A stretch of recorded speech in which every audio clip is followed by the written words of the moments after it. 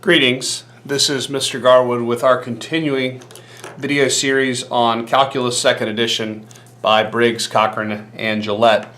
This video is going to focus on evaluating limits of rational functions, root functions, and talk about what we do with limits when there are points of discontinuity. We're going to start by looking at this equation. So we're looking at f of x equals x minus 1 over x, and one of the things I want to emphasize here is that my domain restriction is that x cannot be 0. The reason here is if I plug in 0, I get 0 minus 1 over 0. That's bad. I cannot divide by 0. Now, if I start by asking the limit as x goes to 1 of f of x, the first thing I want to look at is am I involving the domain restriction? Well, no, I'm not involving the domain restriction.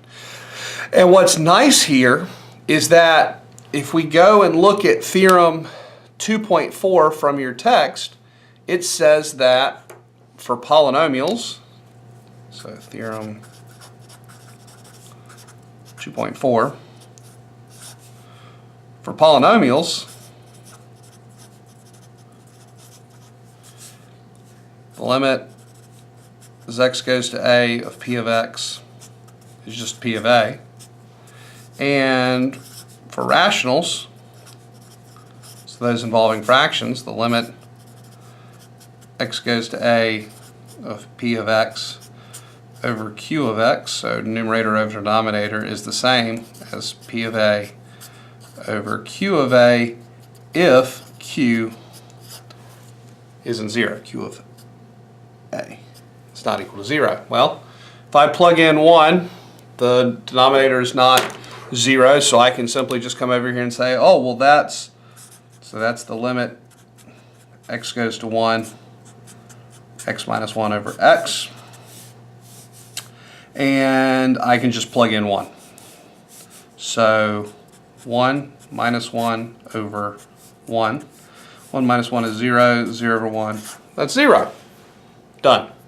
Now, you're probably sitting here staring at me going, all right, Mr. Garwood, what happens here?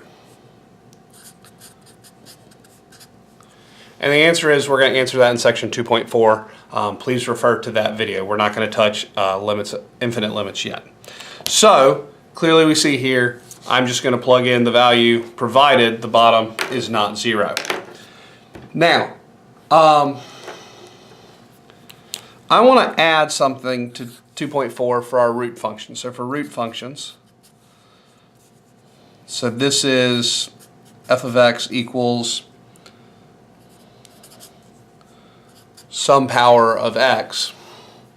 Well, the limit as x goes to a of f of x equals f of that value so long as a is in the domain of f. So this comes down to if n is even, so square roots, fourth roots, etc., x is greater than or equal to 0. So let's look at an example of this.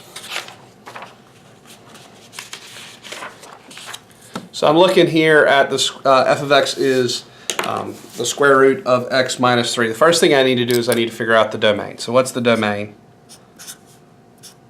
of f? And I'm using the double struct D just to reference the domain.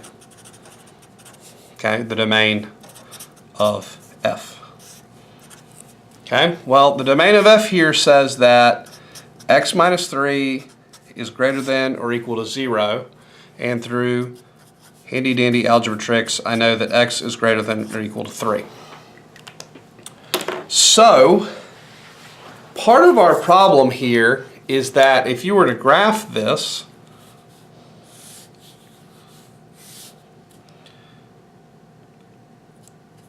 this function doesn't really start behaving until 3, and it does something that looks like that. That's just a real quick sketch. So if we think about going back to this graphically, well, if I ask the limit as x goes to -1 of f of x, what's it doing here at -1? Well, there's no graph over here. Now, technically speaking, we can start talking about complex numbers, and we really don't want to go there in this course. So I'm just going to say it does not exist, and that's because -1 is not in the domain of f. So that's bad.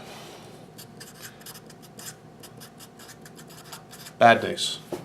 Now, I can start talking about this limit. So we could talk about the limit as x goes to 4 of f of x.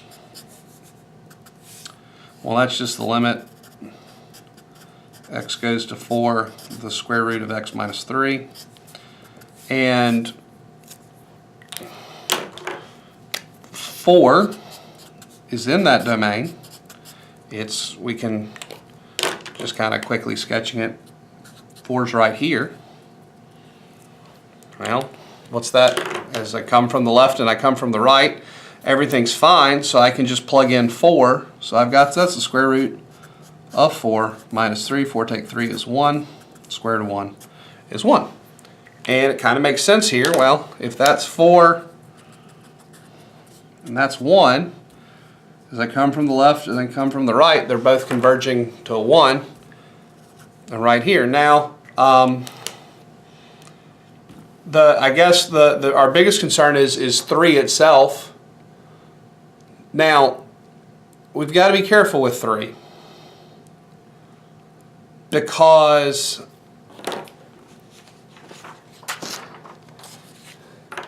so we're sticking with here with f of x is the square root of x minus 3. 3 is a boundary point. What that means is there's nothing to the left of 3. 3 only exists on the right. So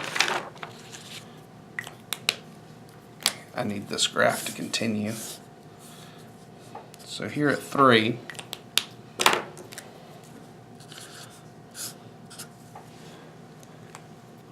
well,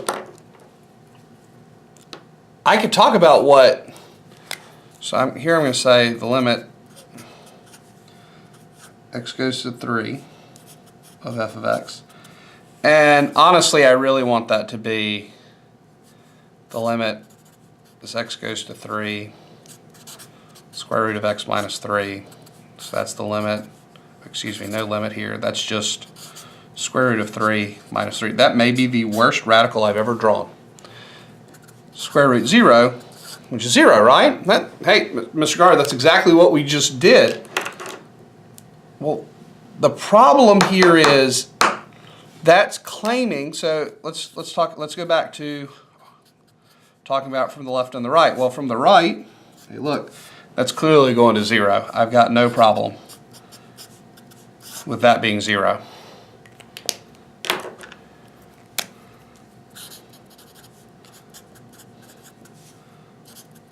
X goes to the 3 from the left, though. What's it doing over here? Oh, there's nothing here. We got bad news again.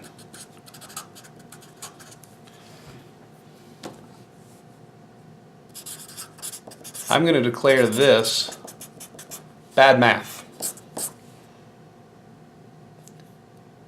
There is no limit as x goes to 3. There's a limit as x goes to 3 from the right, but our limit says the one from the left doesn't exist.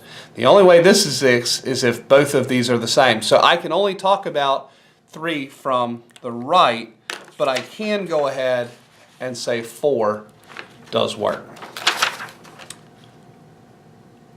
I hope you have found this video useful, and good luck as our semester continues.